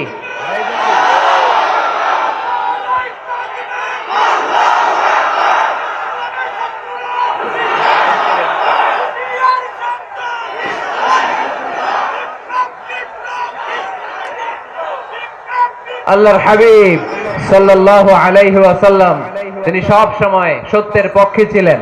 তার মানে এই পৃথিবীতে সবচেয়ে বড় মুজাহিদের নাম হচ্ছে মুহাম্মদ সাল্লাল্লাহু। আচ্ছা দেখি আপনাদের কমন সেন্স কতটুকু। আল্লাহর হাবিব যদি সবচেয়ে বড় মুজাহিদ হয়, তাহলে আল্লাহর হাবিব সাল্লাল্লাহু আলাইহি ওয়াসাল্লামের সময়ের সবচেয়ে বড় জঙ্গিটার নাম কি? আবু জাহেল, ঠিক কিনা? মুসা আলাইহিস সালাম ছিলেন মুজাহিদ, তার মানে ওনার সময়ের সবচেয়ে বড় জঙ্গিটার নাম কি? ইব্রাহিম আলাইহিস সালাম ছিলেন মুজাহিদ, ওনার সময়ের সবচেয়ে বড় জঙ্গির নাম কি? এখনো যারা কোরআনের পক্ষে, ইসলামের পক্ষে, আমার নবীর পক্ষে, এরা এক একটা মুজাহিদ। আর যারাই কোরআনের বিপক্ষে, এরা এক একটা জঙ্গি। এরাই জঙ্গি। ডেফিনেশন খুব সহজ। যারা হকের পক্ষে মুজাহিদ, যারা কল্যাণের পক্ষে এরা মুজাহিদ, যারা হকের বিপক্ষে এরা জঙ্গি। এই জঙ্গিবাদের কবর রচনা করার জন্য আল্লাহ তাআলা জিহাদকে ফরজ করেছেন। এজন্য জিহাদ আর জঙ্গিবাদকে কখনো গোলানো যাবে। আল্লাহর হাবিব সাল্লাল্লাহু আলাইহি ওয়াসাল্লাম ছিলেন মেহনতি মানুষের বন্ধু। মেহনতি খেটে খাওয়া মানুষকে আমার নবী এত ভালোবাসতেন যে বিদায় হজের মতো এত গুরুত্বপূর্ণ ভাষণেও বাদ যায়নি খেটে খাওয়া মানুষের কথা। তিনি বলেছেন, আরিকাকুম আরিকাকুম আতঈমুহুম মিম্মা তাআকুলুন ওয়াকসুহুম মিম্মা তালবিসুন। খবরদার তোমাদের অধীনস্থ কর্মচারীদের সাথে খারাপ আচরণ করো না। তোমরা যা খাবে তাদেরও তা খেতে দিও, তোমরা যা পড়বে সেখান থেকে তাদেরকেও পোশাকের ব্যবস্থা করে দিও। মেহনতি মানুষের কথা বিশ্বনবী বিদায় হজের ভাষণেও বলেছেন, ঠিক কিনা? তার মানে আমার নবী কি ন্যারো মাইন্ডেড ছিলেন না ব্রড মাইন্ডেড? আওয়াজ করে বলতে হবে, ন্যারো মাইন্ডেড না ব্রড মাইন্ডেড? Broad minded. এই ছেলে, তোমার এত ফটো সেশন লাগে কেন? কি হইছে? বসে থাকো, এত ফটো তুলো না তো। নেতা হইতে হইলে বড় মনের অধিকারী হইতে হয়। তার মানে এই কোয়ালিটি আমার নবীর মধ্যে ছিল কি ছিল না? আওয়াজ করে বলতে হবে, ছিল কি ছিল না? কষ্ট হইতেছে আপনাদের? নেতা হওয়ার জন্য 5 নম্বরে যে গুণটা লাগে সেটা হচ্ছে ট্রুথফুলনেস এন্ড দ্য ট্রাস্টওয়ার্দিনেস। নেতার সত্য কথা বলা লাগবে আর আমানতদার হওয়া লাগবে, ঠিক কি না? মিথ্যা কথা বললে এটা কি নেতা? এটা কি? হ্যাঁ, আমি কই নাই, আপনারা কইছেন। আমার কোনো দোষ নাই। ট্রাস্টওয়ার্দিনেস থাকতে হবে, মানে আমানতদারিতা থাকতে হবে। আল্লাহর হাবিব সাল্লাল্লাহু আলাইহি ওয়াসাল্লাম কোথাও গেলেই মক্কার লোকেরা খুশি হয়ে যেত, বলতো যা আমিন রাদিনা বিহ। আরে আমিন আসছে, আল আমিন as-সাদিক আল আমিন, সত্যবাদী এসেছে। ওয়া আনজির আশিরাতাকাল আকরাবিন। হে নবী মুহাম্মদ, তুমি তোমার নিকট আত্মীয়দেরকে এবার জাহান্নামের ভয় দেখাও। মক্কায় যখন এই আয়াত নাজিল হলো, আল্লাহর হাবিব সাল্লাল্লাহু আলাইহি ওয়াসাল্লাম সাফা পাহাড়ের উপরে উঠে ডাক দিলেন, ও কুরাইশের লোকেরা, ও হাশিমি খানদানের লোকেরা, ও আমার বংশের লোকেরা। ডাক দেওয়ার সাথে সাথে সব লোক, কারণ কণ্ঠটা চিনা, সবাই বুঝতে পারছে এটা মুহাম্মদ সাল্লাল্লাহু আলাইহি ওয়াসাল্লামের কণ্ঠ। মক্কার সব লোকেরা, ইসলামের একেবারে প্রাথমিক যুগের কথা শোনাচ্ছি, তখনও তিনি বেশি দাওয়াতি কার্যক্রম শুরু করেন নাই। উনি বললেন, ও আমার হাশিমি খানদানের লোকেরা, ও আমার আত্মীয়রা। বিষ্ণু ইসলামের কণ্ঠ ছিল পরিচিত, সবাই বের হয়ে আসে। এসে বলল, মুহাম্মদ কেন ডেকেছো? আল্লাহর হাবিব সাল্লাল্লাহু আলাইহি সাল্লাম বললেন, আমি যদি এখন তোমাদেরকে বলি, এখনই আমি যদি তোমাদের বলি এই সাফা পাহাড়ের পেছনে একদল নাঙ্গা তলোয়ার নিয়ে ঘোড়সওয়ার তোমাদেরকে কচু কাটার জন্য অপেক্ষা করছে, তোমরা কি আমার কথা বিশ্বাস করবা? আমার কথা শুনতেছেন আপনারা? মনোযোগ আছে না গেছে? আল্লাহর হাবিব সাল্লাল্লাহু আলাইহি ওয়াসাল্লাম বললেন, আমি যদি বলি সাফা পাহাড়ের পেছনে নাঙ্গা তলোয়ার নিয়ে একদল ঘোড়সওয়ার তোমাদেরকে কচু কাটার জন্য অপেক্ষা করছে, বিশ্বাস করবা? মক্কার সবগুলো লোক একসাথে বলল, নাআম, অবশ্যই বিশ্বাস করব, কারণ মা জাররাবনা আলাইকা ইল্লা সিদকা। মুহাম্মদ, আমরা জীবনে তোমার থেকে একদিনও একটা মিথ্যা কথা শুনি নাই। We have never been experienced a single lie from you in our life. কথাটার ওজন কত খেয়াল করতে হবে। এই কথাটার ওজন কতটুকু খেয়াল করেন। এলাকার লোকেরা ঘোষণা দিয়ে দিচ্ছে, মা জাররাবনা আলাইকা ইল্লা সিদকান। We have never ever experienced a single lie from you. আমরা আমাদের জীবনে কোনোদিন তোমার থেকে একটা মিথ্যা কথা শুনি নাই, তাই তুমি যাই বলবা তাই বিশ্বাস করব। সুবহানাল্লাহ কইতে পারলেন না? চিন্তা করছেন এলাকাবাসীর মন্তব্য বিষ্ণু ঈসা ইসলামের ব্যাপারে কত দামি মন্তব্য। এই এক মন্তব্যে বিগত 40 বছরের সার্টিফিকেট আছে, চিল্লায় বলেন ঠিক কিনা? বিগত 40টি বছর আমার নবী মক্কায় বড় হয়েছেন, মক্কায় ভেড়া চড়িয়েছেন, আম্মাজান খাদিজার আন্ডারে ব্যবসা করেছেন। বিশ্বনবী সব ছিল এই মক্কাবাসীদের সাথে। এই মক্কাবাসীরা এক বাক্যে বিগত 40 বছরের সার্টিফিকেট দিয়ে দিলেন, we have never ever been experienced a single lie from you Muhammad, মা জাররাবনা আলাইকা ইল্লা সিদকান। আমরা জীবনে বিগত 40 বছরে তোমার থেকে একটা মিথ্যা শুনি নাই, তাই তুমি যাই বলবা তাই বিশ্বাস করব। সুবহানাল্লাহ। এত আস্তে। নেতা হইতে হইলে এরকম নেতা হওয়া লাগবে, যাতে এলাকার লোক বলতে না পারে যে আপনি মিথ্যাবাদী। সবগুলো লোক যেন দাঁড়িয়ে বলে, জীবনে এর মুখে কোনোদিন মিথ্যা শুনি নাই, জীবনে আমাদের কোনো কাজ করতে যে আমাদের কাছ থেকে একটা পানও খায় নাই, জীবনে আমাদের কাছ থেকে কোনো টাকা নেয় নাই, আজীবন শুধু দিছে, নেয় নাই, দিয়ে গেছে, কিছু চায় নাই। এরকম নেতা হওয়ার দরকার আছে না নাই? আল্লাহ রাসূল সাল্লাল্লাহু আলাইহি ওয়াসাল্লাম এতটাই আমানতদার ছিলেন, আম্মাজান খাদিজাতুল কুবরা রাদিয়াল্লাহু তাআলা আনহা শুধুমাত্র কেবলমাত্র বিশ্বনবীর আমানতদারিতায় মুগ্ধ হয়ে বিশ্বনবীকে বিয়ের প্রস্তাব দিয়েছে। শুধু আমানতদারিতা দেখে তিনি বিয়ের প্রস্তাব দিয়েছিলেন। এতটাই আমানতদার ছিল বিষ্ণু ঈসা ইসলাম, কাফির মুশরিকরাও আমানতের প্যাকেট বিশ্বনবীর কাছে রেখে যেত। একজন এসে বলল, আমি তায়েফে যাব, এখানে 5000 দিরহাম মুহাম্মদ তোমার কাছে আমানত রেখে গেলাম। দল করে আবু জাহেলের। দল করে কার? কথা বুঝে নাই বোধহয়। দল করে কার? আমানত রাখতে আসে কার কাছে? আল্লাহর হাবিব যদি বলতেন দল করো আবু জাহেলের, আমার কাছে আমানত কেন, আবু জাহেলের কাছে রাখো, ওরা কয় না, দল করি পেছে কইরা, আমানত আপনার কাছে রাখতে হবে। কারণ এই টাকার প্যাকেট, এই টাকার প্যাকেট যদি আবু জাহিলের কাছে রাখি, কয়দিন পরে আইসা দেখবো টাকাও নাই, প্যাকেটও নাই। ঠিক কি না? কি বড় আমানতদার ছিলেন বিষ্ণু ইসলাম। আহা, আমানতের মাল দিয়ে বিশ্বনবীর ঘর বোঝাই করা ছিল। আল্লাহর হাবিব যে রাতে মক্কা থেকে মদিনায় হিজরত করতে যাবেন, ওই রাতে এই আমানতের সম্পদগুলো বুঝিয়ে দেওয়ার জন্য চাচাতো ভাই আলী রাদিয়াল্লাহু তাআলা আনহুকে ডেকে অ্যাপয়েন্টমেন্ট দিয়েছেন যে আলী, আমি তো চলে যাচ্ছি আমার জন্মভূমি মক্কা ছেড়ে মদিনায়, এই আমানতের সম্পদগুলো তোমার দায়িত্বে, তুমি বুঝাইয়ে দেবা। সাইয়েদনা আলী রাদিয়াল্লাহু তাআলা আনহু বলেন, একদিন নয়, 2 দিন নয়, এই আমানতের মালামালগুলো মক্কার লোকদের কাছে পৌঁছাতে আমার 3 দিন সময় লেগেছে। সুবহানাল্লাহ কইতে পারলেন না? টানা 3 দিন সময় নিয়ে তিনি আমানতের সম্পদ বুঝিয়ে দিয়েছেন। এজন্য বিষ্ণু বলেছেন, ইযা দুকিয়াতিল আমানাতু ফান্তাযিরি সাআ। সহিহ বুখারীর বর্ণনা, যখন আমানতের খেয়ানত হয়ে যাবে তখন কিয়ামত হয়ে যাবে। এখন আমানতের খেয়ানত আছে না নাই? সাহাবারা বললেন, ইয়া রাসূলুল্লাহ কাইফা ইদাআতুহা, কেমন করে আমানতের খেয়ানত হয়? বিশ্বনবী বললেন, ইযা উসিদাল আমরু ইলা গায়রি আহলিহি ফান্তাযিরি সাআ। যে লোক যেই চেয়ারে বসার যোগ্য নয়, তারে যখন ওই চেয়ারে বসিয়ে দেয়া হবে তখন কিয়ামত হয়ে যাবে। যে যেটার যোগ্য না, আরে ওইটা ওই দায়িত্ব দিলে ওই জায়গায় বসাইলে ঝামেলা আছে না নাই? আমি কোরআনের আয়াত তেলাওয়াত করতে পারি না, আমি হাদিস জানি না, আমি ফিকহ শাস্ত্র জানি না, আমারে বানাইছেন প্রধান বক্তা, যদি এমন হয় তাহলে এটা আমানতের খেয়ানত না? একজনের যোগ্যতা নাই, আরে আপনি বড় দায়িত্ব দিয়ে দিয়েছেন, এটা আমানতের খেয়ানত কিনা? কথা বলেন। কেরাত পড়তে পারে না, শুদ্ধ কেরাত জানে না, বানাইছেন মসজিদের ইমাম, এটা আমানতের খেয়ানত হইছে না? যেই লোক যেই চেয়ারে বসার যোগ্য না, তারে যদি ওই চেয়ারে বসায়া দেন, আমানতের খেয়ানত হয়ে যাবে। আর যখনই আমানতের খেয়ানত শুরু হয়ে যাবে তখনই কিয়ামত হয়ে যাবে। চিল্লায় বলেন ঠিক কি না? তাহলে নেতা হইতে চাইলে সত্যবাদী হন, নেতা হইতে চাইলে আমানতদার হন, বিশ্বনবীর মতো। কার মতো? কার মতো? কথা বুঝতে পারছেন? আরো শুনবেন? হ্যাঁ, হুজুর শেষ করে দেই নাকি? কষ্ট পাচ্ছে।